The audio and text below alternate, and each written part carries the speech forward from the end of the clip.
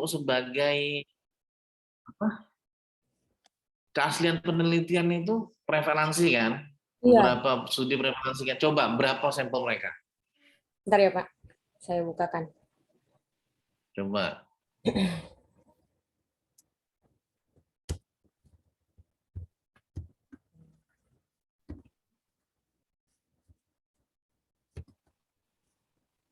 Prevalensi.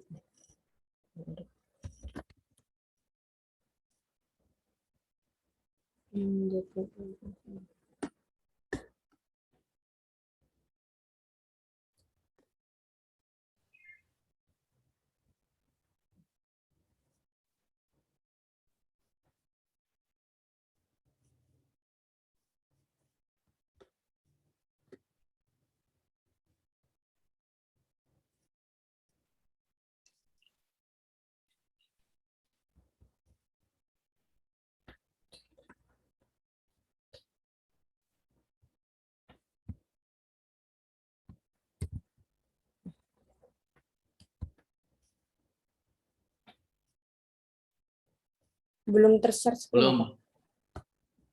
Coba Sebentar. lagi.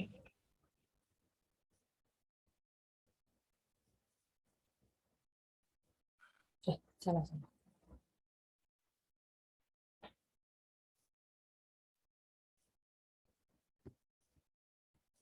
Oh iya, 50 orang untuk yang didapatkan ini Pak. Nah, ini partisipan include in the study. Tuh, dia aja 50 orang. Dan kalau seandainya penelitian kamu kan nggak mungkin sama dengan dia. Pasti kalau kamu pakai rumus ini, pasti di atasnya. Kalau seandainya itu. Coba ini siapa ini yang dijadikan responden ini? 50. Nah, ini berapa orang nih?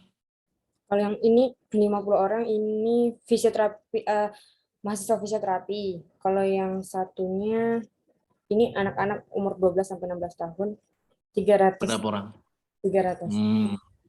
Ya paling enggak lah, mending yang tadi coba, yang tadi pakai protektor kamu kan juga pakai ya. Iya, iya. Nah, udah ini mahasiswa fisioterapi aja. Coba mahasiswa fisioterapi kita di kampus itu dari yang semester 1 sampai semester itu berapa orang totalnya? Baik, Pak. Jadi, Terus kira-kira mana yang gampang nanti kamu ambil. Kalau kamu harus lebih dari 50, soalnya sudah ada penelitian yang 50. Kalau seandainya nanti Putri melakukan penelitian yang di bawah 50 atau sama dengan 50, jadi nggak ada kebaruan. oke. Jadi nanti yang jadi kebaruannya adalah meskipun ini sama nih udah ada penelitiannya memang, tapi penelitian Jinal itu prevalensi forward head posture di antara fisioterapi student, nanti punyamu ditambahi. Kalau dia kan cuma prevalensi head posture di antara fisioterapi, kalau kamu prevalensi dan asosiat risk factor forward head posture di antara fisioterapi student. Oh iya. Jadi bedanya kalau punyanya Jinal itu cuma membaca prevalensi, kalau kamu membaca prevalensi sama nanti menghubungkan faktor risiko. Nanti faktor risikonya apa saja? Kemarin kan kamu nulis apa aja kemarin? Ada Eh, kan itu? ada 4 Pak. Yang paling banyak itu postur, durasi, furniture, sama postur, furniture, durasi, sama apa itu? Postur, furnitur, durasi, sama mana ya? Durasi itu waktu berarti ya? Iya Pak. Oke. Gender sama umur perlu nggak kamu kaji? Hmm, sebenarnya Maksudnya hubungannya. hubungannya Jadi perlu kan tadi kan usia karena dengan apa faktor degeneratif itu juga berarti termasuk kan bisa ini. nanti. Nah, itu yang membedakan. Bagus nanti hasilnya. Beban kerja sama satunya beban kerja, Pak. Nah, berarti kan nanti kan prevalensi eh, mulai dari prevalensi awareness. Jadi nanti posisinya kayak gitu. Jadi nanti judulnya kalau kita misalnya mau menulis untuk publikasi prevalensi dan hubungannya faktor risiko forward head posture di antara fisioterapi student. Gitu nanti judulmu. Beda kan sama ini? Ya, beda. Nah, tapi nanti pakainya ini aja enggak apa-apa. Nah, terus kalau menghitung jumlah, coba ya, kita lihat kan kalau rumus untuk prevalensi itu pakainya rumus apa?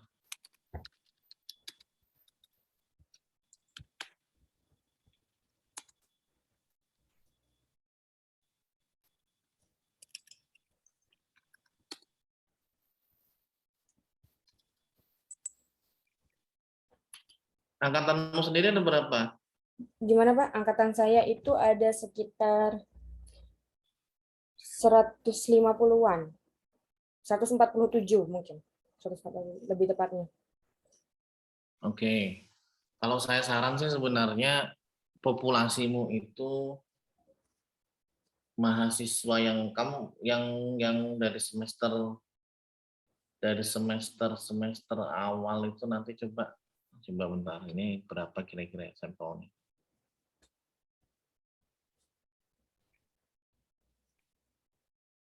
Sampel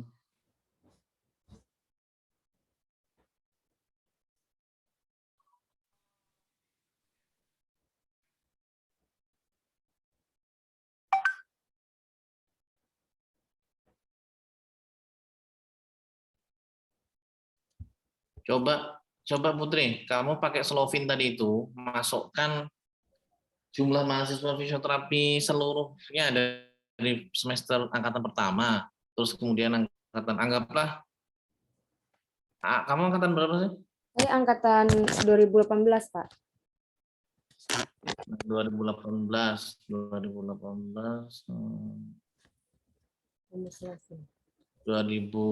dari 2000 ini kamu punya adik kelas semester 1. Ini ganjil apa genap sih? Semester 1. 19, 20, 21. Ada 3 angkatan di bawah saya, Pak. Nah, 3 angkatan, anggaplah angkatan angkatan kamu berapa tadi? 100 berapa? 147 sekitar. 147 dikali 3 ya. Masih ada 3 angkatan di bawahmu kan? Iya, Pak. Berarti ada 4 angkatan ya yang 147 ya. Iya. Coba masukkan rumusnya 180 diganti 588, coba berapa sekarang hitung. 588. Sebentar ya, Pak. N besarnya tadi 588. Berapa itu hasilnya? Untuk presentasi kelonggarannya tetap memakai 20% kan, Pak ya? Iya, enggak apa. 20%.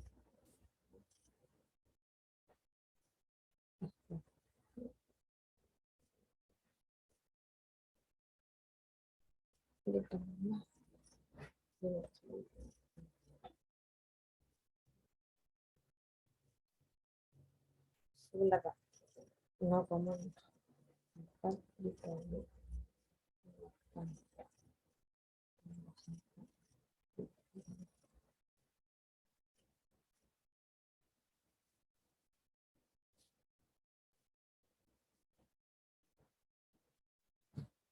Kok hanya dapat 23 ya, Pak?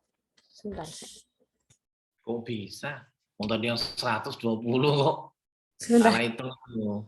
588 ya, Pak ya? 588. Iya, tadi kan 108 kan kamu. Iya. Ini coba.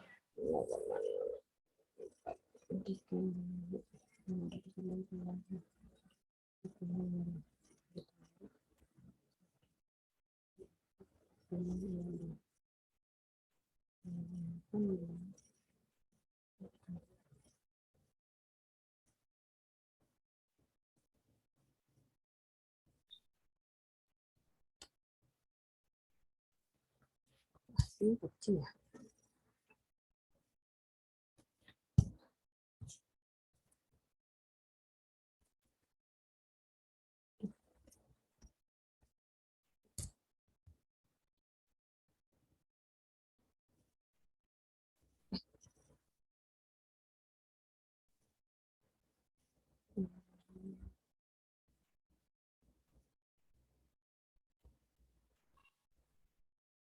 Universitas Islam Yogyakarta dari semester 1 sampai semester atas. Berapa angkatan itu? 3 angkatan. Pakai toleransi 0,1, jumlahnya berarti Berapa tadi? Dengan asumsi nggak tahu tapi saya bener nggak itu 1588 itu. Nanti saya coba tanyakan aja Pak langsung ke adik-adik tingkatnya untuk Jangan, jangan ada tingkat nanya sama pengelola. Bentar saya tanyakan dulu sama nah, telepon aja.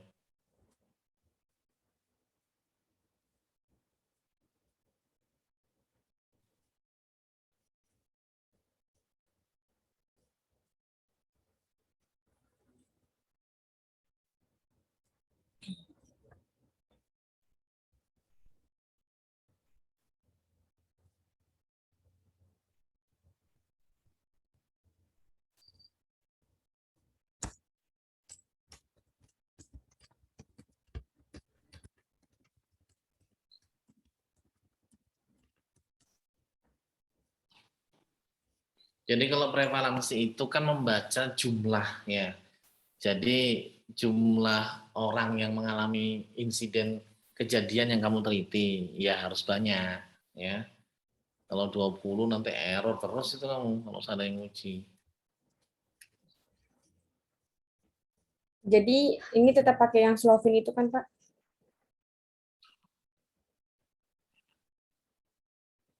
Iya, ya sudah Slovin ya Slovin aja sudah kalau kamu lebih paham Slovin. Tapi kalau ditanyain nanti sumbernya apanya paham ya? Iya Pak. Karena dari beberapa yang saya baca ada yang membandingkan dengan jurnal sebelumnya dan itu hitungannya lebih sulit Pak. Alasannya teman-teman juga mungkin mengambil Slovin ini karena hitungannya lebih mudah untuk Tapi kalau alasanmu begitu enggak boleh. Nanti kamu ditanyain penguji jangan gitu. Kalau udah kayak gitu udah ketahuan jangan-jangan kamu milih semua tulisanmu ini karena yang gampang. Jangan gitu. Even ini lebih mudah menurutmu gitu. Tapi ya sebenarnya kurang presisi. Jadi kalau seandainya benar tapi oke lah untuk S1 sudah lah enggak apa-apa.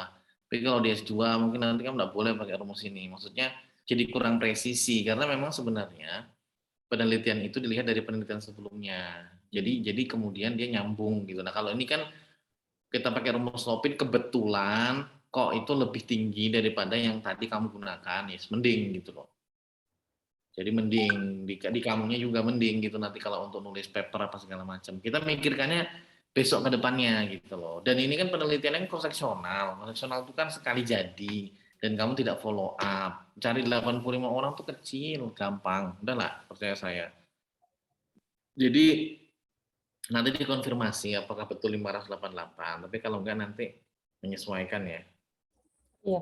Untuk pengambilannya Jadi ini harus purposive sampling ya Pak.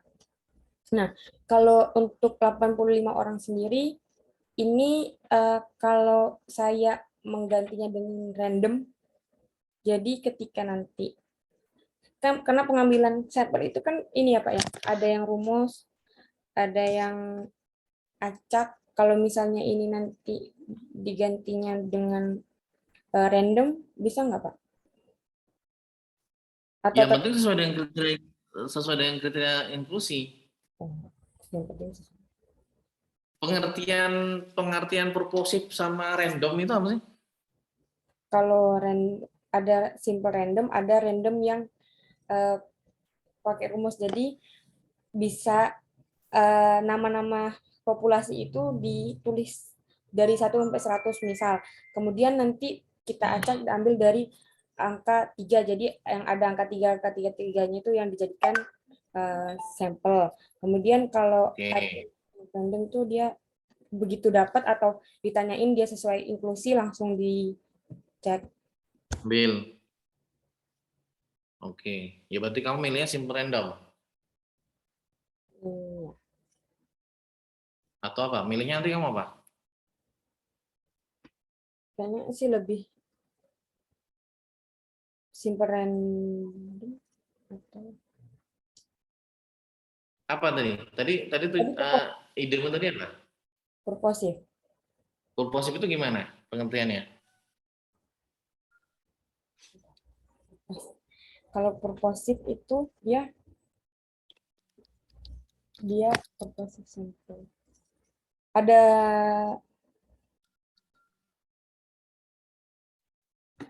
Purposif. Oh, dengan kriteria inklusi eksklusi. Ya udah, berarti itu kan kamu pakai kriteria inklusi sama eksklusi. Berarti kan kamu purposive sampling kan berarti. Ya. Ya udah. Jadi karena sudah ada itu ya, kalau dia masuk ya sudah. Jadi kalau kalau dia masuk dalam hitungan sampelmu ya wes, berarti dia bisa diambil. Sampai kamu nanti dapat. Tapi kalau bisa pembagiannya jelas ya. Misalnya gini, antara ya enggak ini juga sih, kan kriteriamu tadi apa aja coba lihat yang inklusimu.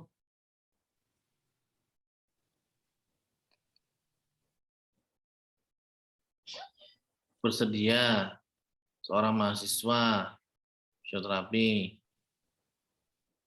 1829, orang yang aktif menggunakan gawai.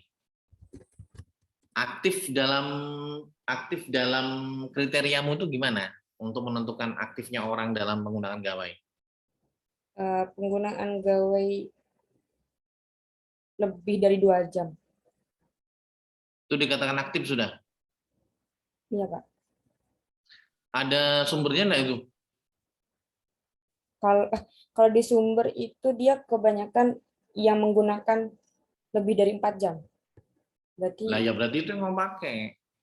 Kalau seandainya nanti kamu nggak ada sumbernya kan repot juga. Misalnya ditanyain, lo ini kamu menentukan orang yang dikatakan aktif dari mana? Dari sumber, misalnya gitu. Lah sumbernya mana ngomong yang ini sekitar 4,5 jam. Ya wes itu berarti karena nanti juga kalau penguji nanya, kenapa kok 4,5 jam? Ada nggak keterangannya di dalam sumber? dari sumber gitu. Iya, Pak. Nggak, maksudnya penggunaan lebih dari 4 jam ini dalam sumber itu dijelaskan nggak? Kenapa kok penggunaan lebih dari 4 jam Oh, dinyatakan sebagai aktif, dikatakan aktif itu ada enggak dia definisi gitu? dalam penelitian itu biasanya orang yang menggunakan lebih 4 jam ada, kalau 4 jam itu dikatakan aktif itu karena dia seorang mahasiswa atau pelajar.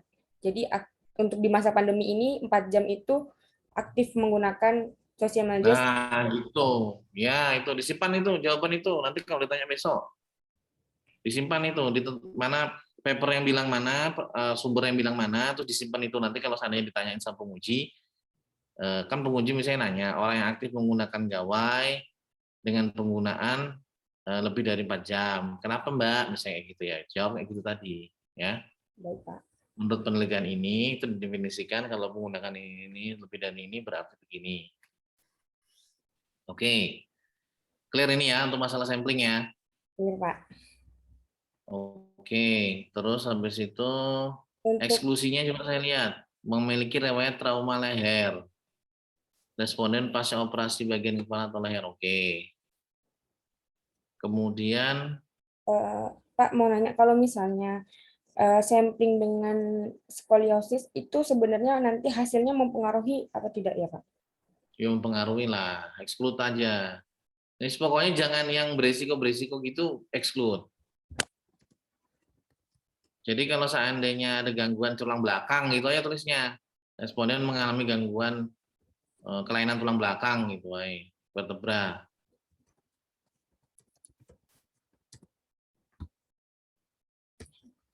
Oke.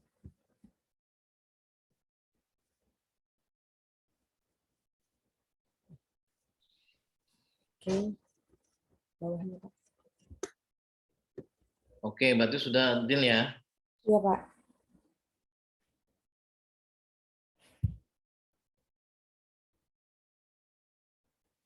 Pak, untuk prevalensi menggunakan own protector itu kan menurut saya udah sangat valid, Pak.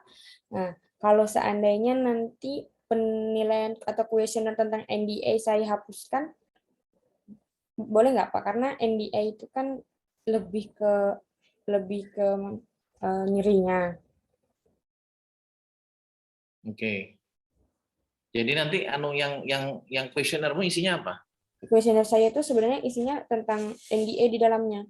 Kemudian saya tambahkan untuk pertanyaan seperti penggunaan durasi, postur, sama furniturnya itu. Cuman paling banyaknya tentang pertanyaan yang di NDI. Oke, berarti kamu tetap harus memberikan dia kan apa namanya itu apa tadi kuesioner. Nah, kuesioner itu berarti isinya ya demografi kuesioner. Demografi kuesioner itu ya umumnya umur, kemudian gender, kemudian BMI, terus tadi apa penggunaan gawai Ya, durasi. sehari-harinya gimana, kemudian kesadaran dia terhadap forward head posture juga harus ditanyakan itu. Ya. Coba nanti awareness terhadap head posture modelnya gimana pertanyaan. Ya apa-apa saja tadi itu nanti saya dikasih harusnya ini kalau mau ujian sudah ada contohnya itu anunya apa tools untuk questionnaire-nya Putri. Meskipun belum final kamu sudah harus melampirkan. Kemarin itu saya udah buat Pak, sudah saya kirim juga ke Bapak. Cuman ya setelah saya membuat ini kok NDA-nya lebih nggak relevan karena dia lebih ke pengetahuan nyeri. Kamu bisa ini bisa mendemokan protektormu itu. Bisa Pak? Di mana itu posisinya? Oh saya Di kemarin laptop bukan? sudah nyoba buat sekali. Bisa ditampilkan nggak? Sebentar Kak, kalau ditampilkan. Saya kirim dulu. Oke. Soalnya kalau kamu ngilangin NDA, terus kemudian besok kamu bisa menunjukkan ini ke penguji, ya mungkin beliau bisa oke gitu loh. Saya juga mau lihat juga soalnya kayak mana.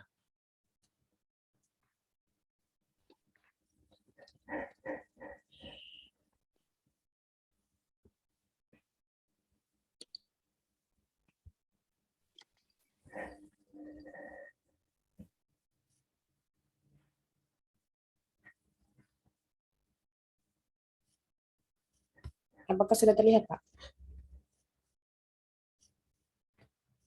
Oh, gini.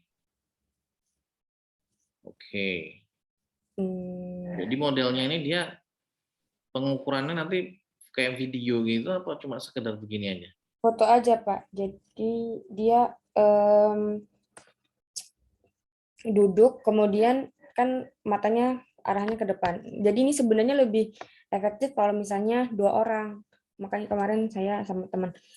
Jadi saya tugasnya buat nyari C7-nya, ditandain, terus tragusnya yang di telinga itu ditandain, kemudian teman satunya itu buat mengarahkan ke sudut atasnya. Oke. Ini kamu tandain pakai apa nih? Di C7-nya sama si telinganya itu. Saya pegang, tunjuk saya pegang gini.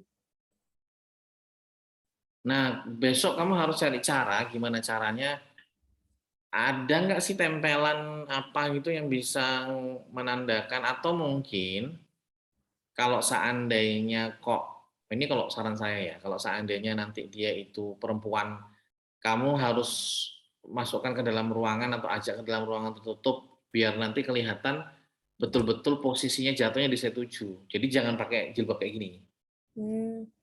Jadi jilbabnya dilepas dulu bentar. Kan kamu juga kan perempuan. Kalau laki-laki kan bebas aja ya. Iya. Mau di mana aja bisa. Tapi kalau perempuan ini kamu suruh minta dibuka. Dan ini di dokumentasi ini ya disimpan aja sama kamu. Nggak boleh dilihatkan siapa-siapa ya. Ya ini cuma datanya aja berapa derajat gitu ya. Ini untuk Paling nanti kalau seandainya kamu tunjukkan. Nah kayak gini misalnya, ini kan sebenarnya masih kena posisi C7-nya kan di dalam baju ya. Dilepas kalau bisa. Karena nanti kita juga kalau mau jawab juga besok kamu ditanyakan, kalau mau jawab dosen penguji misalnya tanya dari mana kita memastikan bahwa sudut tembakanmu ini tepat gitu loh. Karena gini, pada saat ini sudah diuji reliabilitas, cara dia nguji mengaplikasikannya dengan Putri mengaplikasikannya ini kan kita sama-sama belum paham. Jadi minimal, maksudnya saya nggak tahu waktu yang meneliti menggunakan alat ini dengan Putri nanti besok menggunakan.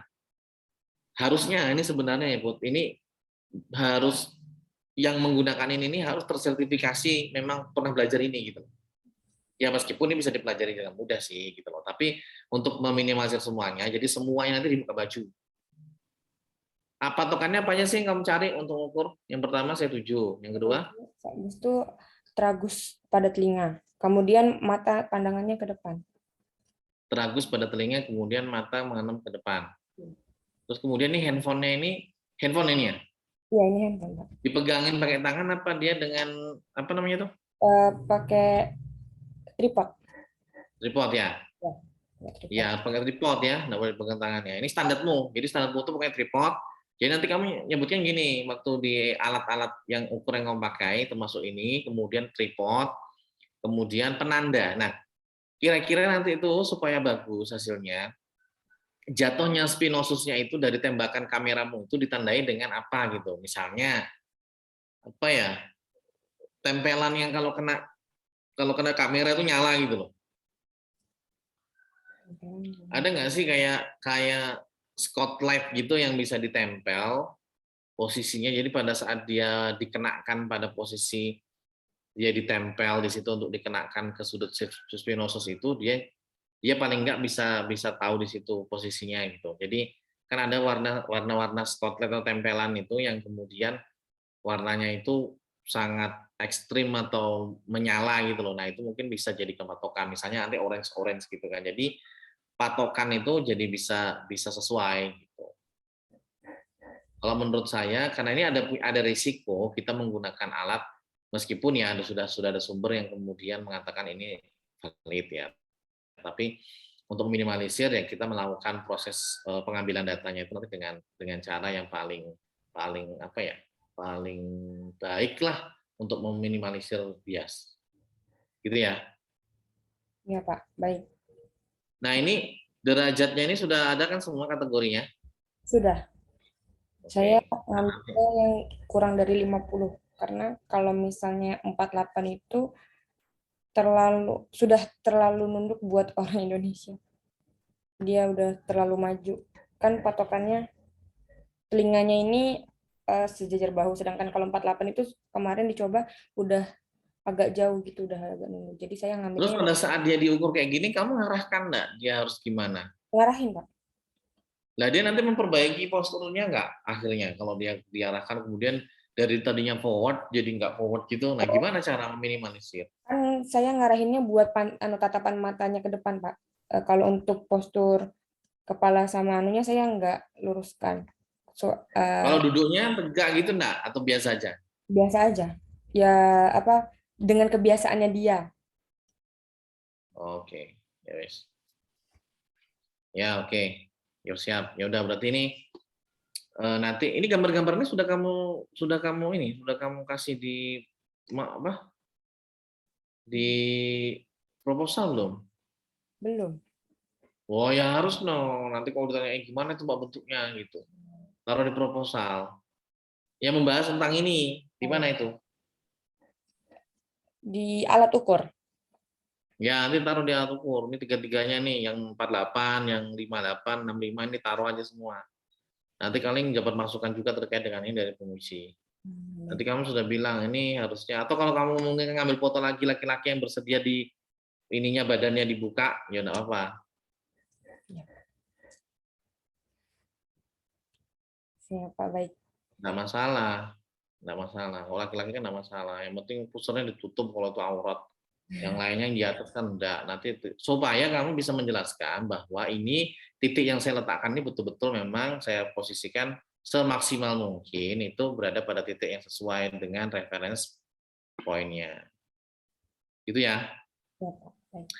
Nah ini Google Form untuk menyebarkan kuesioner secara online ini kan kuesioner ini kan. Iya, yang NDA sama yang saya bilang identitas dan beberapa yang durasi postur itu, Pak. Nah itu nanti saya harus tahu gimana kamu pakai pakai skala apa itu yang kayak durasi itu, apakah sekian jam sampai sekian jam sampai sekian jam, atau dia disuruh nulis saja jamnya sendiri atau gimana. Saya kirimkan sebentar.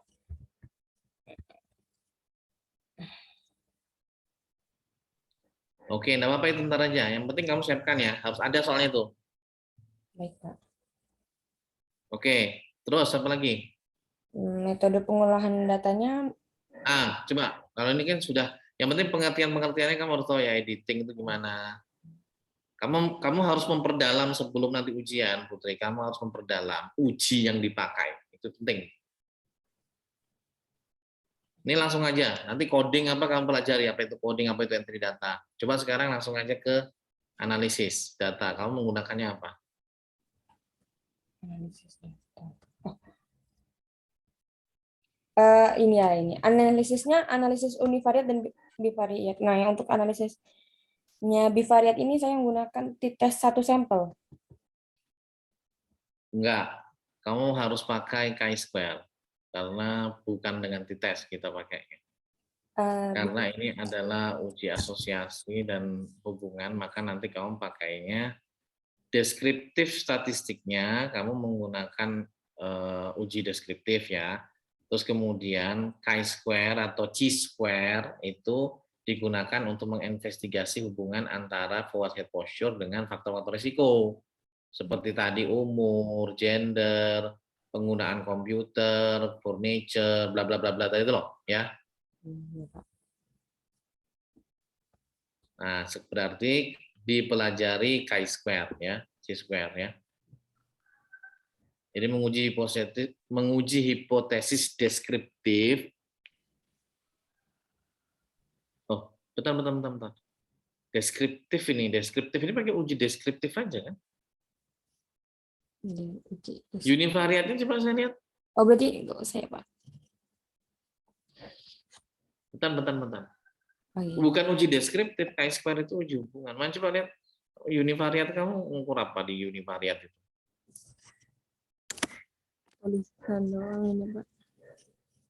Univariat itu apa sih? Coba paham enggak, Putri? Univariat apa, bivariat apa? Coba. Nanti kamu ditanya penguji loh. Univariat Harus tahu. itu untuk nguji hubungan ya. Apa itu uji univariat? Analisis itu apa? Artinya. Univariat itu berarti variabelnya 1. Kalau bivariat 2. Nah, kalau seandainya univariat yang di sini kamu uji apa nih yang di penelitian kamu nih?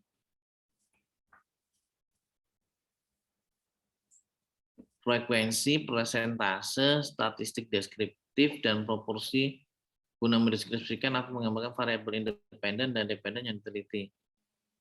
Akan disajikan dalam bentuk tulisan tabel grafik yang memuat frekuensi dan presentasi untuk setiap kategori.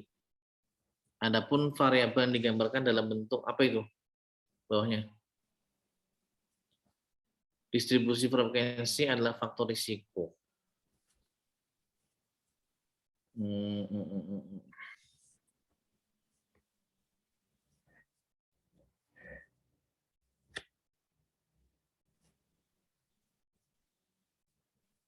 Satu variabel, maksudnya jadi di univariat nanti kamu akhirnya dapat analisis yang seperti apa. Jadi contohnya dari faktor risiko itu kamu menggambarkan faktor deskripsi dari faktor risiko atau gimana?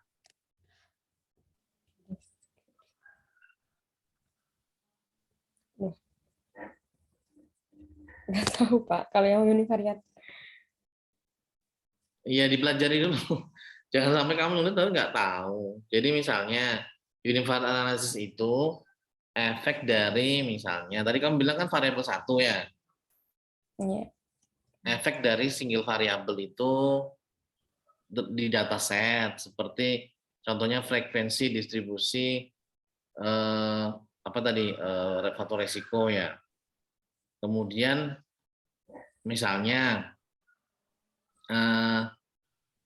nanti kamu ada gender, kamu ada umur, kamu ada BMI, nah itu nanti ditampilkan dalam data grafik atau data batang gitu loh. Nah kemudian yang umum kan karena satu variabel kan dia menggambarkan tentang karakteristik dari data itu. Gitu. Jadi univariate analysis itu ya gambaran bagaimana kamu mendapatkan gambaran umum lah tentang bagaimana data masing-masing. Nah ini kan harus dipelajari. Nanti kamu ujinya gimana kalau nggak paham? Ya. Terus bivariat berarti kan di sini kan tadi kan kita kan sepakat kamu akan menguji hubungan ya, uji hubungan ya. Jadi analisis tentang asosiasi. Nah tadi saya bilang kamu kalau seandainya mau asosiasi maka kamu pakailah jangan pakai t-test gitu. T-test itu biasa digunakan tidak biasa digunakan pada uji asosiasi. Jadi nanti pakainya itu chi-square, maka dipelajari. Bukan menguji hipotesis deskriptif, tetapi kamu menguji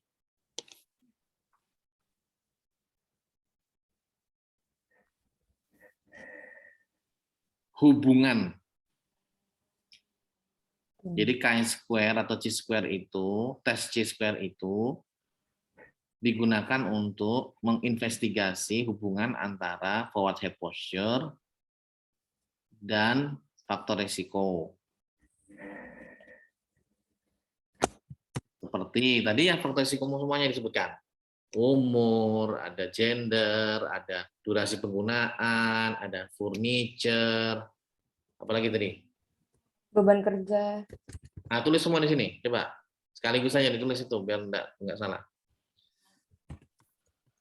Nggak usah kata-kata uji deskriptif statistik, uji hubungan, menguji hubungan antara forward head posture dan faktor risiko, seperti bla bla bla bla bla. Uji ya. Uji hubungan. Nah itu nanti kamu pelajari lagi tentang chi-square, kata-katanya itu uji kanan uji kiri itu saya nggak paham itu bagaimana yang dimaksud, apakah itu dihapus saja karena kamu pakai t-table, kemudian itu pakai kurva, maka kamu cari untuk padanan ini uji chi-square atau chi-square.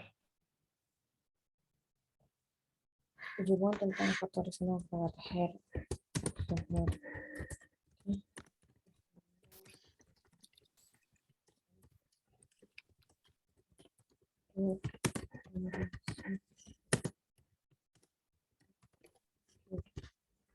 Usia, beban kerja, postur, durasi, dan furniture ya Pak.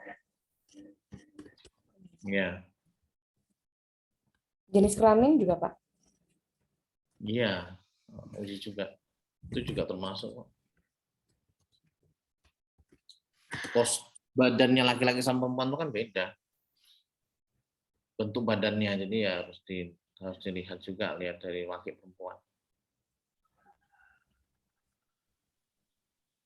Oh iya Pak, saya ini sampai kalau rencana jalannya penelitian ini ya umum ya Pak atau bagaimana? Ya, bagaimana rencana jalannya penelitianmu? Tadi dengan apa yang tadi sudah kita diskusikan itu ada yang berubah enggak? Untuk Pengamatan pada mahasiswa secara umum dari menggunakan gawai membuat surat studi.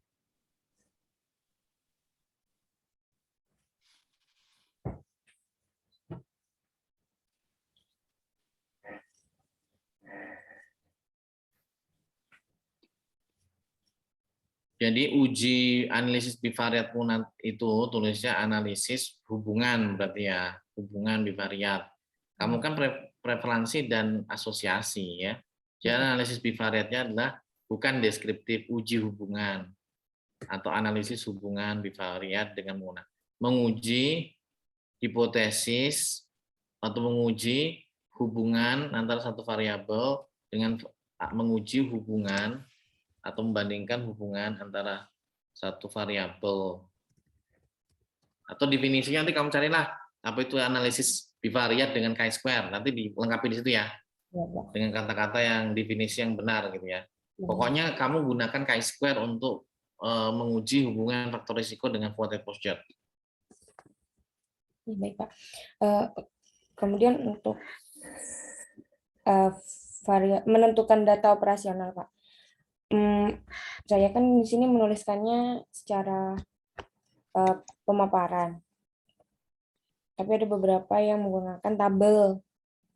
Untuk Bapak sendiri lebih ke tabel atau yang ini? Kayaknya lebih, kalau tabel tuh gimana isinya? Tabel itu dia definisi operasionalnya misalnya FHP, kemudian apa definisi secara umumnya apa, kemudian di situ eh, skalanya itu ordinal, nominal atau eh, skala nominal, ordinal, rasio atau interval. Kemudian habis itu Hmm. alat ukurnya dia lebih samping itu. Definisinya sudah di situ, definisi operasional langsung. Iya, eh, sebentar. Sepertinya saya ada ya.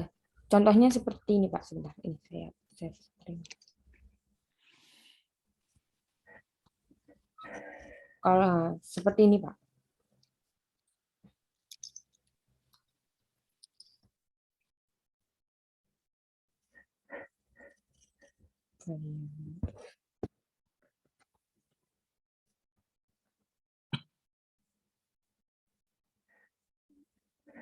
Kayak gini kayaknya lebih enak. Nggak terlalu banyak tulisan juga. Ya, Sudah langsung kelihatan. berarti dibikin tabel ya Pak ya. Iya, jadi langsung tahu definisi operasionalnya apa, variabelnya itu berarti masuk variabel yang mana, cara ukurnya nanti dalam penelitian itu pakainya apa, skala ukurnya apa, hasil ukurnya gimana, kan gitu kan? Ya. Ya enakan inilah.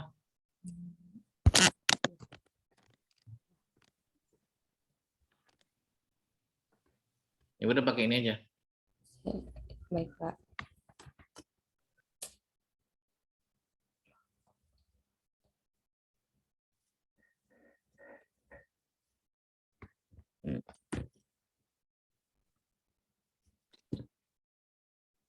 Skalamu apa? Tadi saya nulisnya rasio. Untuk penelitianmu ini rasio? Iya. Tapi kalau iya saya nulisnya rasio. Ini saya tulis rasio.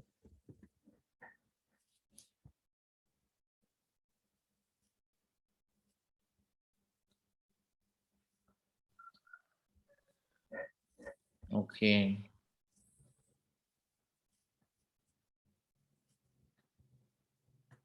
Memang angkanya rasio ya? Ya, Pak. Kalau Cisco, coba saya cek. Kalau chi-square nggak bisa rasio ya? Chi-square tuh pakainya nominal atau ordinal.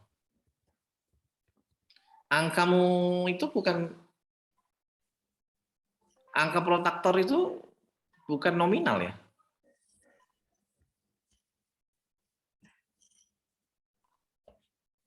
Nominal. Angka. Enggak, anu coba keputusannya gimana? Keputusan Pakai persenan. pakai presentasi ya? Asosiasi.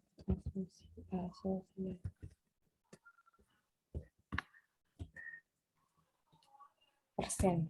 Iya, misalnya hasilnya 30%, berarti dia cacat. Kalau misalnya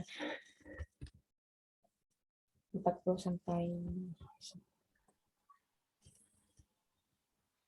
Data, oke. Sekarang coba tar. Berarti ujinya pakai untuk bukan chi-square berarti pakainya. Berarti ujinya itu pakai yang satunya itu regresi, berarti uji hubungan. Nilai datamu berarti apa tadi? Rasio ya? iya, Rasio apa interval? bagaimana Pak? Rasio apa interval ya? Rasio atau interval itu sama. Bentar. Kamu rasio ya? Coba lihat yang presentasi ya berarti. Ya.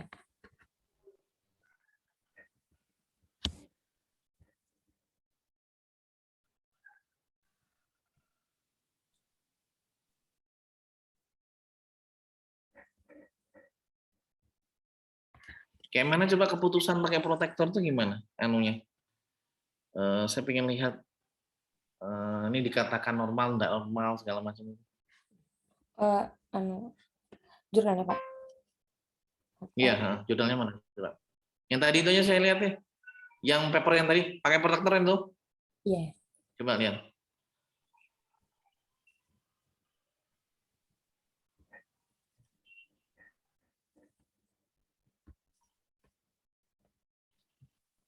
Oke, coba gedein. Coba ujinya pakai apa dia? Coba material metodenya coba saya lihat. Turun. Ini ya Pak. Iya, terus prosedur. Terus.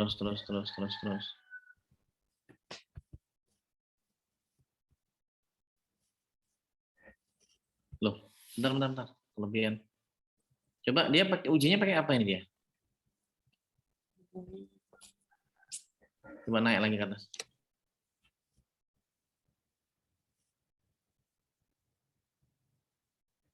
Bentar, coba sini, prosedur.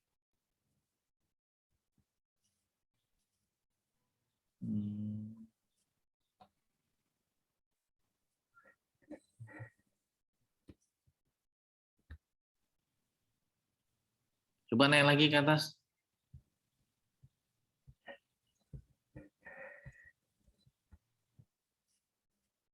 Lagi di abstrak coba, ada enggak disebutkan?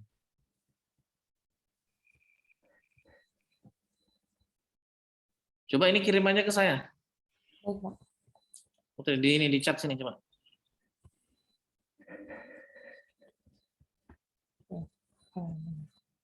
Oh, enggak ada uji.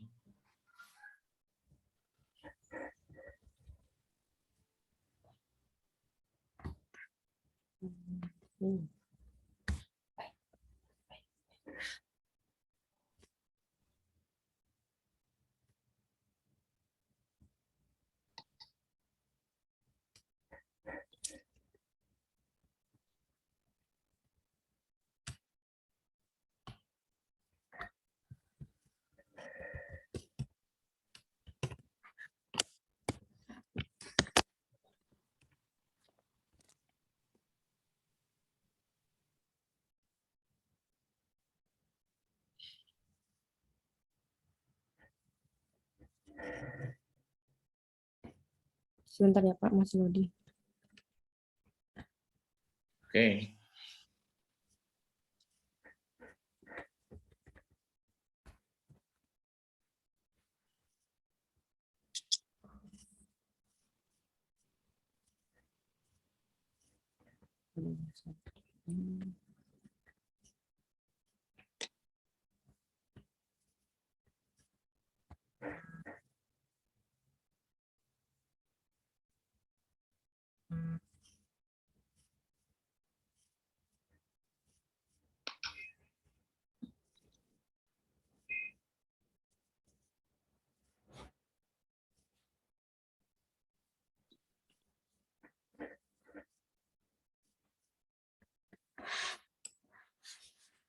Ini papermu ini pakai ini bukan?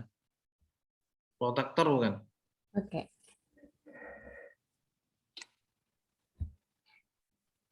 Yang ini, yang kamu tunjukkan nih, papernya. Pakai Pak juga. Ini juga pakai. Ya, Coba turun. Adobe Acrobat kalau yang ini. Tapi Oh ya bukan protektor kan ini? yang satunya, yang ini Pak. Sama berarti. Ini kan pakainya Nikon. Iya ini. Cuma ini kok ujinya pakai apa nih? Wow, tiga prevalensi.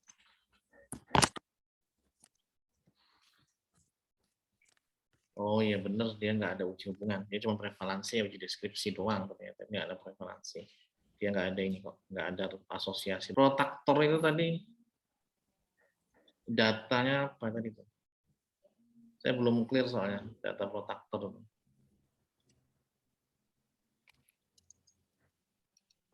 Untuk penggunaannya atau ujinya apa ya? Iya, enggak. Saya ingin tahu data yang model datanya itu loh. Keputusan kamu dalam menggunakan protaktor tadi itu, dia ngeluarin datanya gimana sih protaktornya? Persentase? Derajat atau persentase? Ada dua versi, ada yang derajat, ada derajat, ada yang enggak. Tapi kalau yang di sini, kalau yang Kalau paling yang kamu gunakan untuk mengambil keputusan nanti itu yang mana? oh, Ini hubungannya dengan uji yang dipakai soalnya. derajat. Derajat. Ya, Nah, itu yang batasan derajatnya gimana? kurang dari 50 derajat itu termasuk termasuk FHP.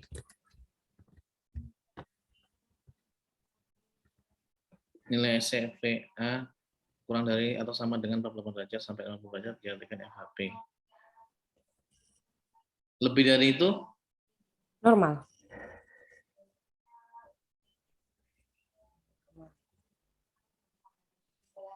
bentar. Kalau lebih kecil, lebih derajat FHP-nya lebih besar. Kalau ya semakin kecil nilai derajat CVA itu berarti dia semakin besar FHP-nya. Kalau misalnya derajatnya semakin besar berarti dia normal.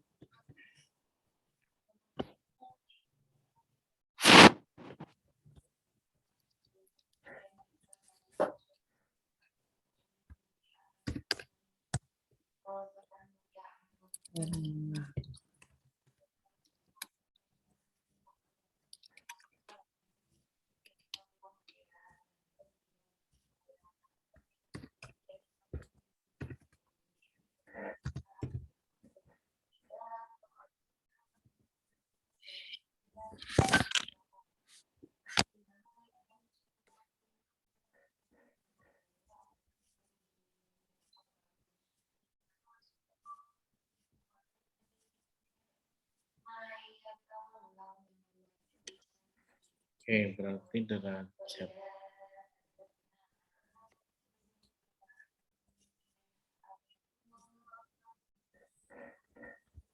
Berarti masuk angka itu. Ya kan, berarti angka ya? Ya, Pak, angka.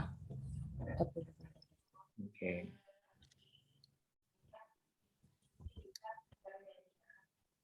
Berarti di sini.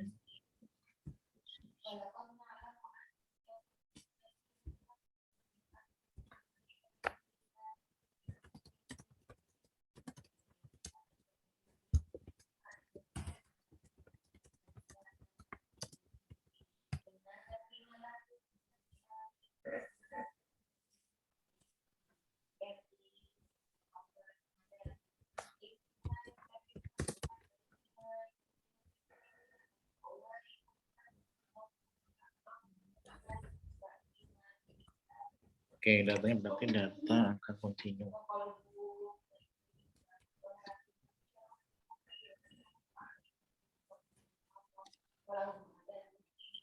Hasil pengukurannya berarti masuk.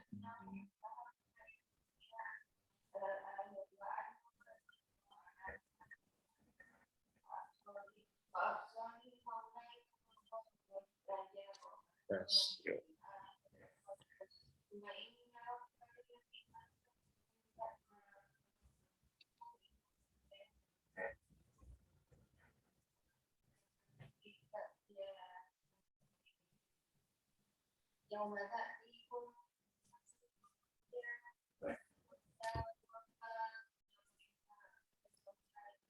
Kalau persentase itu masuk ordinal. Kalau persentase, kamu pakai persentase pakai angka ya. Angka. Kalau angka berarti nilainya ada jam rasio.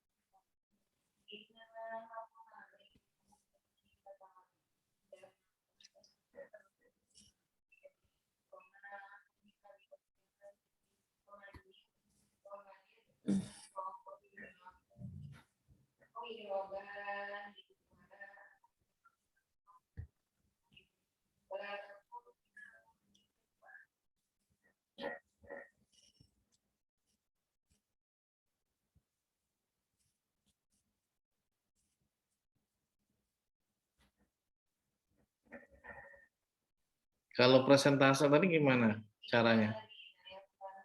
Saya lihat Pak, kalau presentasi itu kalau misalnya NDA itu dia menggunakan presentase. Kalau kalau on protractor cuman hasilnya itu derajat aja.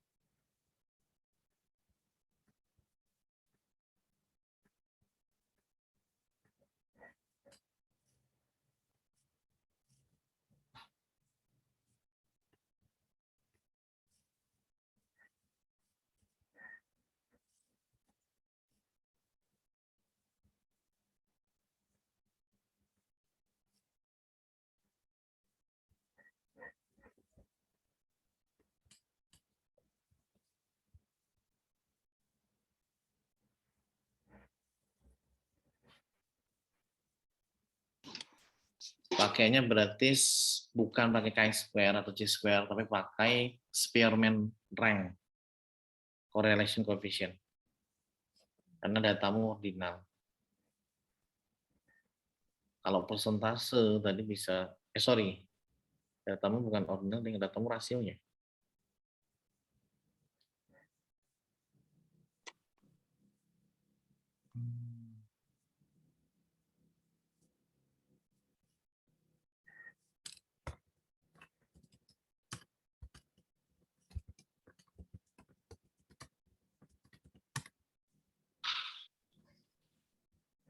Berarti uji korelasinya pakai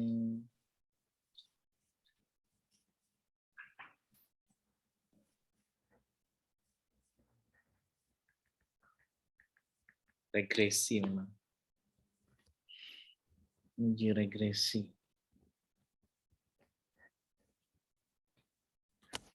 Person product moment. Sama dengan interval soalnya. Uji korelasi parsial.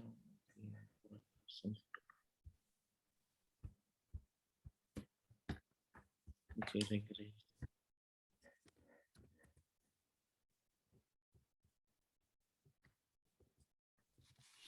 Oke, pakai ujinya berarti bukan chi-square, tapi pakainya person product moment. Bukan Spearman rank juga. Spearman rank itu untuk ordinal. Skala rasio itu sama dengan interval. Analisis statistiknya sama dengan skala interval. Statistiknya parametrik. Di statistiknya parametriknya pakai nanti person product moment atau uji regresi, regression test untuk korelasinya. Nah, ini kamu perdalam dulu nih ya. Persen product woman sama apa Pak? Regresi. Regresi.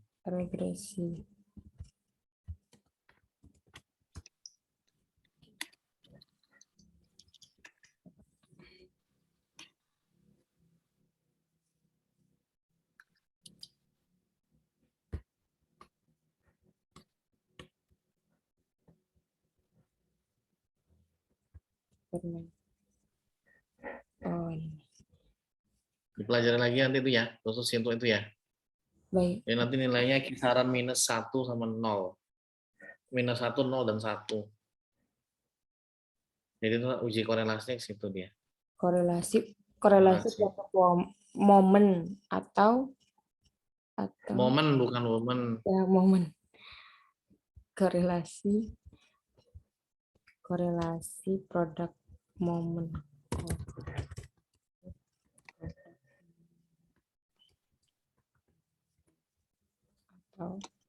Atau nanti uji korelasi dengan regresi. Kalau korelasi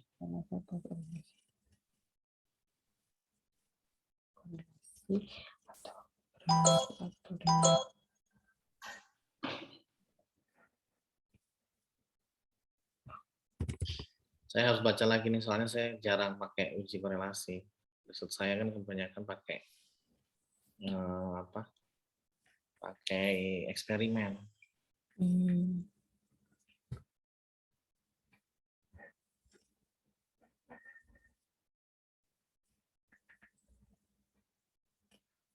Iya Pak, ini saya juga lihat.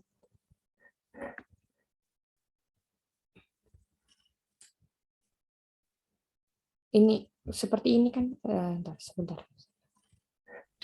Iya, Ya, pokoknya nanti kalau misalnya dia uji korelasi sederhana pakai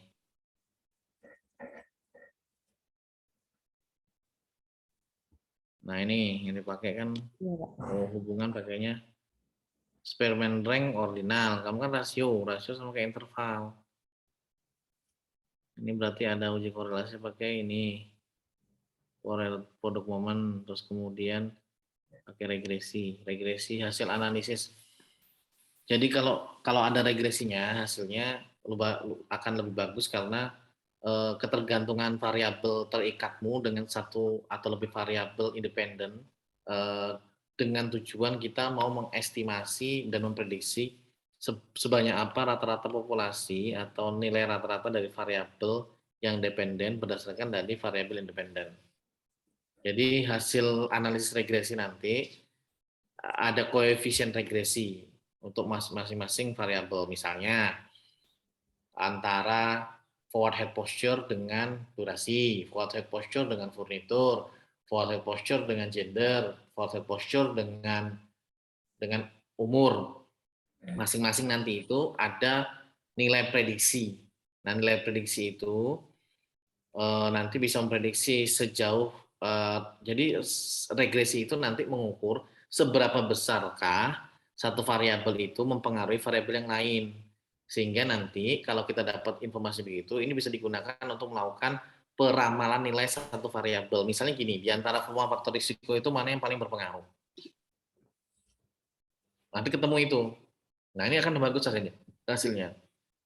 Jadi saran saya sih kalau seandainya memungkinkan menggunakan ya ini regresi sama produk momen biasanya jadi satu sih. Dia nanti jadi yang pertama tadi kan produk momen itu dia mengetahui berhubungan, ya kan? Kemudian regresi nanti melihat seberapa kuat hubungan. Jadi ada 2 tahap. Tahap pertama itu dia nanya hubungan apa enggak. Berhubungan. Tapi seberapa besar hubungannya kamu belum tahu. Nah, nanti dengan regresi kamu kemudian akan ketemu seberapa besar hubungannya. Nah, nanti ada nilai, semuanya akan punya nilai prediksi atau akan punya nilai peramalan. Di antara semua nilai peramalan itu mana yang dari faktor risiko itu yang paling besar berpengaruh. Soalnya kalau pakai produk momen aja, pada saat misalnya Putri ditanyain, di antara semua faktor risiko itu mana yang paling berpengaruh? Nggak bisa jawab. Karena nggak pakai regresi. Nah, kalau sudah ada uji regresi, yang paling berpengaruh misal durasi Pak sama furniture. Misalnya. Urutannya paling berpengaruh nomor 1 durasi, nomor 2 furniture, nomor 3 apa misalnya gitu. Beban kerja misalnya gitu. Atau jangan-jangan nomor 3-nya misalnya umur atau kemudian gender misalnya kayak gitu. Nah, pertanyaan itu kemudian bisa menghasilkan satu temuan yang lebih bagus. Nah, ini kemarin saya mau sampaikan juga ke siapa? Ke Alena tentang uji regresi ini gitu. Karena kemarin asumsi saya si Alena pakainya interval, tapi nggak tahu malahan terbalik kalau saya jangan pikiran saya. Nggak tahu, coba Anda lihat. Kalau dia pakainya nilai datanya sama dengan level datanya sama dengan punyamu, berarti sama dia nanti ujinya sama dengan menggunakan ini juga. Tapi kalau level datanya tadi dia menggunakan ordinal, ya dia pakainya yang tadi Spearman rank. Atau misalnya dia pakai chi-square. Pada saat datanya misalnya ordinal ya, sorry nominal ya tadi. Jadi berarti nanti yang ditulis oleh Putri adalah karena ini tadi jelas pakainya adalah skalanya ada interval, rasio sama dengan interval, pakai sama. Jadi korelasi yang digunakan adalah korelasi product moment untuk menguji hipotesis hubungan antara satu variabel independen dengan satu dependen. Kemudian dilanjutkan dengan analisis regresi digunakan untuk melihat prediksi bagaimana perubahan yang terjadi atau seberapa kuat pengaruh dependen bila nilai variabel independen itu kemudian dinaikkan, diturunkan, dimanipulasi. Nanti dia akan ketemu peramalannya dari situ. Kemudian muncul seberapa besar, siapa yang paling berpengaruh besar resikonya. Nah, di sini hasil penelitiannya jadi lebih bagus. Jadi Putri bisa menjawab pada saat ditanya penguji, semuanya berhubungan. Atau yang berhubungan cuma faktor risiko ini. Mana yang paling besar faktor risikonya terhadap ini? Ini, Pak. Gitu ya. Ya, Pak. Itu diperdalam itu, untuk uji itu ya. Saya juga memperdalam juga, karena saya memang untuk uji hubungan ini kan jarang pakai, jadi ya harus diulang lagi untuk dibaca-baca lagi. Nah, Anda juga baca, apalagi Anda besok yang harus melakukannya, ya harus paham ya. Anda kan juga ini kan sudah ada juga nih metode penelitian, buku metode penelitiannya dibaca. Jadi besok kalau ditanyai biar paham. Iya, ini tapi di sini tuh saya mencari yang untuk univariat sama bivariat itu nggak ada ya Pak, malahan. Gimana? Untuk uji univariat sama bivariatnya di buku ini tidak ada. Mestinya sih bivariat lah kalau seandainya yang kita bahas ini tadi barusan. Univariat itu kan untuk coba menjelaskan secara deskripsi aja sih ini, kemudian bagaimana. Atau baca lagi lah sumber lain, apa univariat apa, bivariat apa. Nanti bisa jawab. Ya, Kalau Pak. udah nulis itu harus bisa jawab, Putri. Kalau kamu bisa jawab apa yang kamu tulis itu nilai kamu sudah pasti tinggi. Itu aja sudah gampang kok ujian itu. Kalau kamu nulis terus kamu paham tulisanmu, kamu bisa jawab apa yang kamu tulis, kamu nilaimu mesti tinggi. Tapi kalau kamu nulis, kamu kemudian nggak bisa jawab, pasti kamu sudah dicurigai bakal nyontek. Gitu, makanya bahaya. Kalau kamu nulis nggak paham itu bahaya. Jadi kalaupun misalnya kamu lihat orang lain, terus kamu tuliskan juga tempatmu, kamu harus paham. Karena pada saat kamu paham, tidak mungkin ada kecurigaan kamu nyontek. Gitu. Meskipun kamu nyontek. Gitu. Ya, makanya kalau seandainya misalnya kamu lihat bagaimana orang nulis, kemudian kamu tuliskan kembali, terus kamu paham dengan tulisan itu, pada saat ditanya, sudah selesai urusan. Ya perkara nanti itu plagiat atau enggak dalam Turnitin ya nanti dicek pakai aplikasi ya. Tapi kalau seandainya dalam ide kamu paham, bagi saya kalau kamu tulis, meski kamu lihat temanmu, kamu paham menjelaskan, it's okay. Menurut saya tidak terlalu penting. Ya kalau misalnya itu memplagiat punya orang ya nanti kamu akan kena aturan di tempat yang lain gitu. Tapi kalau kamu menulis, kamu paham, bagi saya tidak akan mencurigai kamu mencontek. Kamu jelas kamu paham, berarti ya kamu menulisnya itu dengan paham gitu. Jadi bagi saya sudah cukup gitu. Saya kira semua penguji gitu juga. Saya juga kalau jadi penguji, kalau saya lihat mirip dengan yang lain, tinggal saya uji aja. Kamu yang nyontoh temenmu atau temenmu yang nyontoh kamu gitu aja. Dari mana saya mengukur? Dari dia jawab gitu aja. Misalnya kok ide itu dari temennya, tapi temennya nggak bisa menjawab gitu. Terus temennya yang nyontoh lebih bisa jawab. Ya jangan-jangan ya saya memang akan ngambil keputusan dia yang lebih baik gitu kan. Ya prinsipnya gitulah. Jadi kalau nggak ada di buku ini, cari di tempat yang lain. Apa itu pengertian univariat, kemudian bivariat. Kalau uji hubungan tadi jelas bivariat, karena kamu sudah menguji dua variabel. Sedangkan univariat itu satu variabel yang nanti kamu coba deskripsikan dengan data berbentuk batang, berbentuk pie chart, berbentuk garis, berbentuk scatter plot, macam-macam lah. Gitu ya. Iya, Pak. Clear ya ini ya, saya kira ya, ada ya. Nah, terus kamu mau ujian kapan? Ini waktu kan tinggal beberapa hari lagi. Iya, Pak. Maunya sih sebelum tanggal 24 karena tanggal 24 tuh hari Minggu. Lah, sebelum tanggal 24 mah tinggal 2 hari lagi. Iya. Iya sudah, kamu selesaikan ini. Kalau kamu sudah siap ya udah apa-apa. Tapi ya syaratnya itu tadi, paham ya? Iya. Kalau Bapak kalau misalnya offline bisa? Iya saya usahakan, soalnya kan penguji maunya offline. Ya saya nggak enak lah kalau misalnya pengujinya mau offline. Saya pembimbing kok.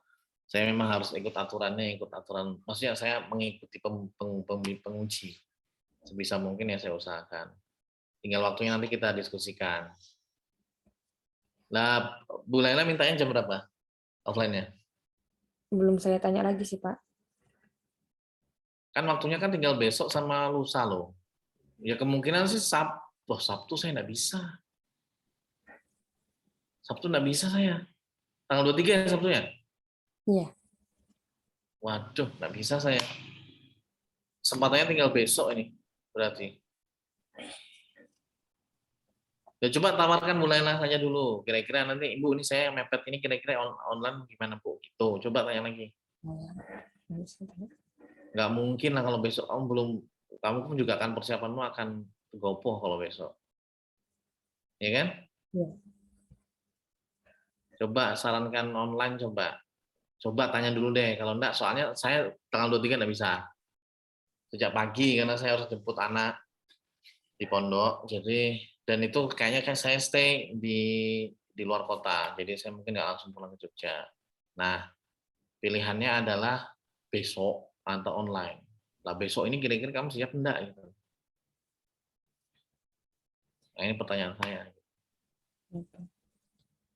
Nah, kalau enggak berarti kamu lobby bolehlah online Bu. Soalnya saya ini baru rehearsal sama Pak Helmi pertama, saya belum lolos Bu. Bilang aja gitu.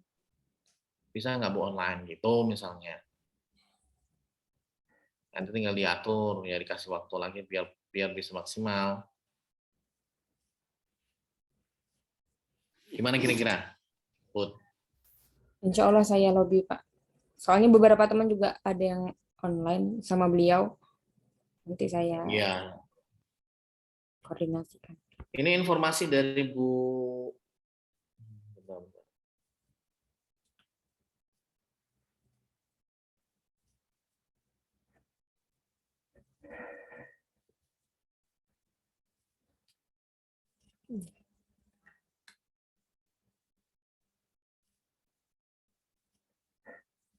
657 tadi masukin bukan 588 Put.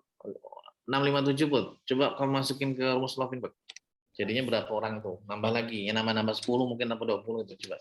567 ya, Pak? 600. Tadi kan 588. 657. 57. 657.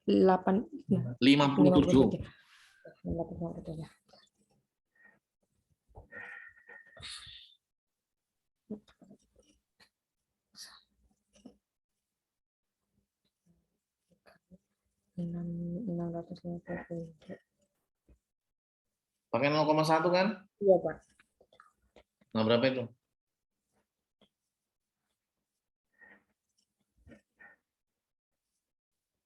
$86. Tadi berapa? 85. Beda tipis. Cuma beda 1. 87 lah, Pak. Soalnya 86,7. 87. Beda 2. Iya, wes lah. Ya udah itu 87 itu berarti yang kamu ambil. Ya.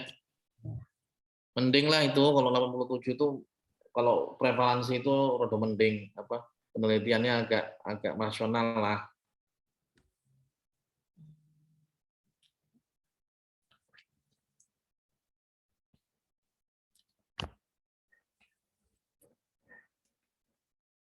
Bapak nggak pulang ke Balikpapan, Pak? Enggak. Lah kamu balik papan, Bu? Iya. Saya orang Penajam, tapi sekolahnya dulu di Balikpapan. Oh, SMA mana? Saya di Mujahidin. Oh, alah kamu Mujahidin tuh, Bu. Iya, Kamu Pak. berapa tahun di Mujahidin? 6. Hah? Dari SMP? Ya. Saya Oh, adiknya Putra Anung, Pak. Putra Anung tuh angkatan siapa ya? Angkatan siapa ya? Angkatan eh, Putra Anung angkatan Kamu angkatan siapa, Put, berarti? saya jauh di bawahnya Bu Suci. Saya angkatannya Jannah, di bawah, adiknya? di bawahnya, pas di Oh, bawah. masih di bawahnya lagi. Ya. Oh, alah. Jadi Mujahidin siapa lagi selain kamu? Sabrina, Pak. Sabrina Fitri. Sabrina Fitri. Oh, bukan bimbingan saya ya. Bukan. Oh, Ad- ya, ya, ya, ya. Oke, Put, sorry aku nggak tahu kamu Mujahidin. Nah, kalau gitu kamu harus bagus ini ya penelitiannya ya, apalagi saya yang bimbing lagi. Iya, Pak. Siap. Iya, ya. Oke. Lah kamu pulang kapan? Saya pulangnya tanggal 24, Pak. Udah beli tiket? Bukan. Sudah. Soalnya Bapak 24 berarti kan hari Minggu. Ahad ya? Ya berarti perusahaan Bu Laila online aja. Kamu urus semuanya di kampus. Nggak mungkin kalau besok, Put. Kamu terlalu mepet dan kamu nanti akan nggak terlalu maksimal. Meskipun sebenarnya, ini kamu sudah mulai ada gambaran kan? Ya. Apa ujimu ya? Sudah mulai ada gambaran kan?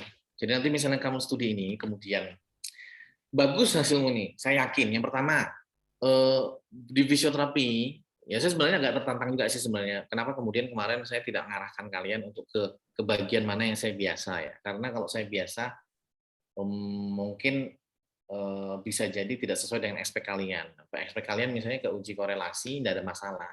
Tapi harus bagus gitu loh. Salah satu ukuran yang pertama, populasinya mesti besar. Nah, ada sudah publikasi 50 ya di mahasiswa fisioterapi, kamu 87. Satu, itu udah bagus kamu, kelebihanmu. Yang kedua, ujimu nanti ini kalau seandainya kamu pakai 2 uji itu, jadi nanti setelah itu nanti satu satu di SPSS itu akan jadi satu grup itu. Begitu habis uji pengaruh regresi, hasilmu pasti bagus juga. Nah, saya agak percaya diri untuk nulis paper, kamu untuk publikasi gitu loh. Internasional lah mestinya kalau seandainya kayak gitu. Sayang kalau nggak kita publikasi internasional karena yang pertama sampelnya besar, yang kedua ujinya itu advance. Ini sebenarnya ujinya agak sedikit advance ya. Jadi uji hubungan yang biasa dipakai dalam jurnal-jurnal internasional. Nah itu dua keuntungan yang kamu dapatkan. Terus yang ketiga, kalau kamu besok mau lanjut lagi S2, misal kamu punya bahasa Inggris yang bagus, kamu pengen keluar negeri, ini modal.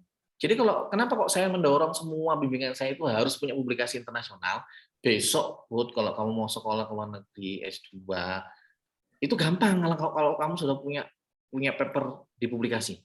Percaya sama saya. Kamu bakalan dipermudah untuk lolos.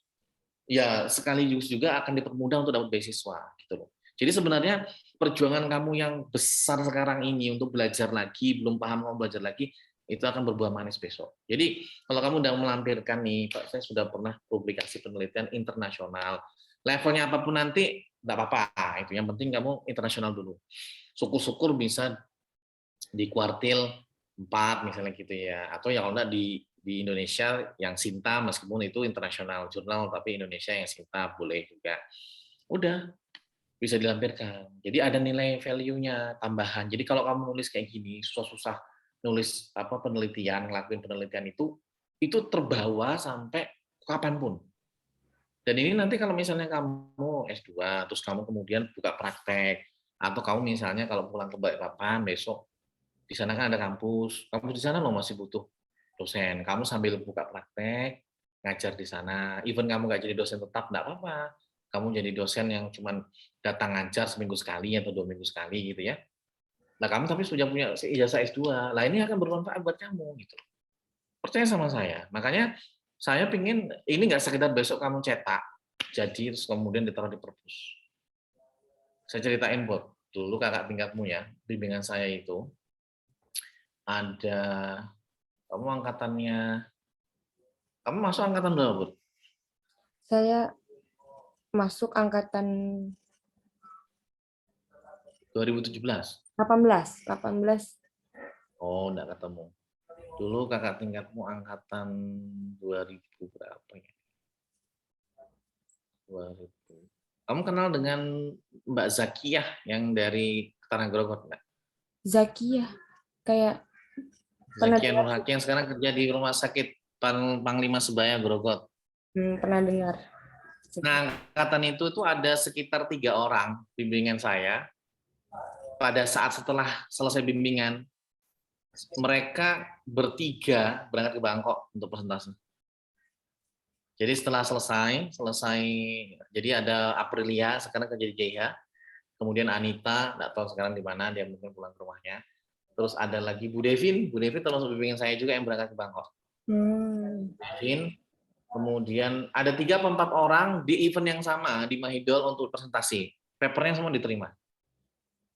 Nah, maksud saya itu kayak gitu. Harapan saya besok sama, polanya sama. Setelah nanti ini jadi, ini pasti akan saya ikutkan ke event yang ada minimal yang ada di Bangkok. Di Bangkok itu 2 tahun sekali mesti ada. Jadi setelah kamu selesai ini nanti pasti akan saya minta untuk submit ke sana. Ya misalkan pun misalnya kampus tuh nggak bisa bayar full. Kalau kemarin tuh kayak kalau nggak salah 50-50 sama kampus.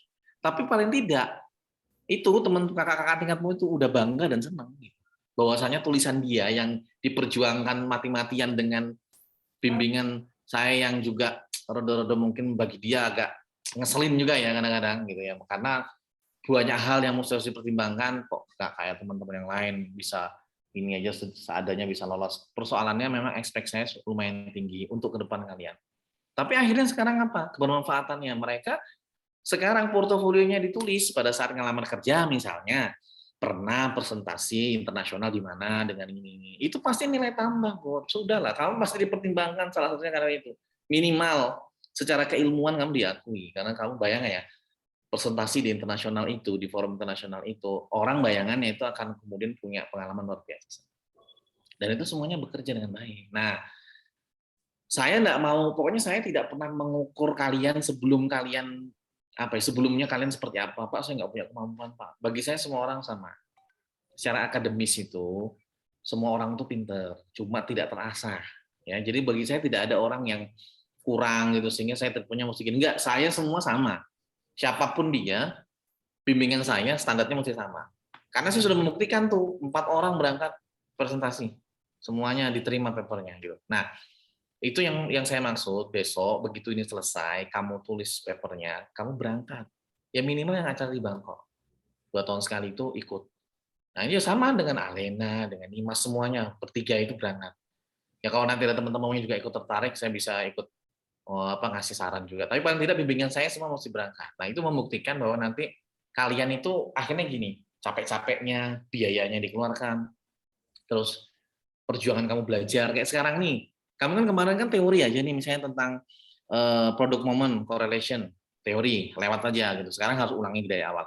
Analisis regresi ya juga teori saja tentang korelasi regresi begini prediksi segala macam diulang. Sekarang harus kamu mulai lagi untuk pendalaman karena kamu akan pakai ini untuk penelitian kamu. Tapi ini akan nangis kalau sana terus kamu nanti sudah expert. Minimal gini deh, temanmu nanti yang uji hubungan, kamu bisa ngasih advice. Terus kemudian nanti kalau seandainya kamu ke depannya nanti mau lanjut S2, kamu mau uji hubungan lagi yang lebih kompleks, kamu bisa menggunakan lagi gitu kan, atau nanti bisa pakai mix method gitu. Banyak hal yang bisa didapatkan. Jadi kalau saran saya, kalau harus ada sesuatu yang baru yang kamu pelajari untuk dapat sesuatu yang mungkin ya bayangan saya nggak ngerti ya ekspektasi pembimbing yang lainnya, tapi sudah sebenarnya mendorong juga teman-teman pembimbing untuk mengarahkan ke sana. Ada sesuatu yang menarik kalau seandainya kita misalnya bisa sekian banyak mahasiswa fisioterapi Unisa itu kemudian bisa diterima papernya berapa puluh gitu di luar negeri gitu kan, itu kan bagus gitu buat karyanya bagus, kalian punya portofolio karena sertifikat internasional. Kalian punya nanti mau masuk, even nggak mesti jadi dosen sekali lagi ya, sekolah S2, sekolah S3 itu nggak mesti jadi dosen. Kalau kamu besok mau buka praktek sendiri, kayak di Balikpapan misalnya, kalau lihat ya di Kaltim sekarang atmosfernya sudah bagus. Saya selalu bilang nih sama teman-teman di sana, kamu Kak Awal kenal nggak Kak Awal? Awal. Muhammad Fitriansah yang di Balikpapan. Nggak tahu ketemu nggak itu. Tapi mungkin ya. Nah Pernah itu orang-orang kalau besok kamu pulang ke Balikpapan sana harus kamu temui itu, biar konstruksi berpikirmu enak kok. Jadi bayangin dia lulus dia sebelum lulus itu ikut pertukaran exchange ke Mahidol. Sebelumnya dia juga beberapa kali udah ikut exchange. Kalau dibilang bahasa Inggrisnya bagus banget, enggak juga biasanya. Tapi ya cukup komunikatif. Tapi itu modal dia. Pulang dia nggak kerja di mana-mana, nggak di rumah sakit mana-mana, buka praktek mandiri. Kamu tahu sekarang di Balikpapan di daerah dia tinggal di daerah Kampung Baru di rumahnya situ dia buka praktek klinik 1 bulan pada saat dia buka pertama kali dan keberanian yang luar biasa lagi nih ya saya ceritakan sebagai motivasi dan saya juga lumayan respect angkat topi buat dia. Nanti kamu sudah belajar kan modul manajemen pelayanan ya? Manajemen fisioterapi. Iya, yang buat proposal itu di mata kuliah apa itu? Buat Ya, anu Pak, proposal kerjasama dengan dokter, KWU ya? kewirausahaan. Nah itu. Jadi dia menggunakan ilmu itu untuk menghubungi dokter-dokter di Balikpapan. Beraninya dia itu. Itu saya salut. Dikirimin, ada 2 atau 3 dokter yang kemudian tertarik untuk kerjasama. Bayangin, di pembukaan pertama, pendapatan dia bersih bulan itu 20 juta. Sekarang ini mungkin ya kalau seandainya misalnya ya jelek-jeleknya 10 juta lah. Nah itu bagi dia sebagai seorang fisioterapi baru menyadari dia menyayangkan kok dulu aku nggak lebih serius lagi. Nah, sebagai gambaran bahwa memang ada kesempatan-kesempatan besar itu. Makanya saya memohon dengan sangat apa yang kemudian dilakukan Putri untuk ngerjain ini diseriusin sesuai dengan apa yang kita sepakati. Kalau bisa, ya sesuai dengan apa yang tadi kita sampaikan, uji ini kemudian kita lakukan dengan 2 uji ini agar hasilnya lebih bagus. Nah, maka dipelajari lagi, diperdalam lagi. Sekarang kontak Bu Laila untuk negosiasi. Baik. Itu ya, Put. Oke. Itu mungkin. Cukup, Put? Cukup sekali Pak. Ya, siap. Terima Gitu kasih. ya, nanti segera diperbaiki. Nanti habis itu segera hubungi Bu Laila. Nanti kemudian ke saya lagi dengan PPT yang sudah diperbaiki sesuai dengan ini dan dengan beberapa informasi tentang uji ini. Paling enggak kamu bisa jawab lah. Pokoknya yang penting besok ditanya tentang ini tahu gitu dah. Gitu. Kalau pendalaman nanti gimana ya pokoknya nanti saya perdalam lagi Bu. Tapi jangan sampai nggak tahu gitu loh. Ini begini Bu, uji begini. Gitu ya, Bud.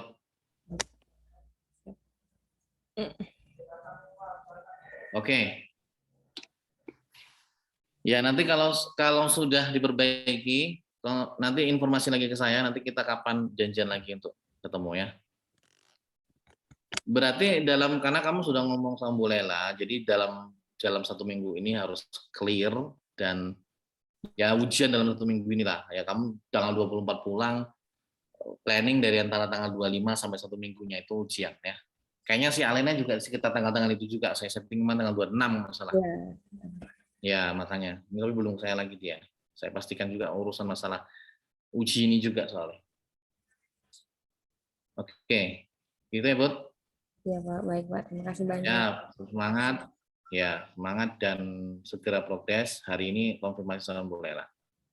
Itu dulu ya. Ya Pak. Siap. Oke. Assalamualaikum. Waalaikumsalam warahmatullahi wabarakatuh. Terima kasih banyak ya Pak. Siap. Oke, saya live ya.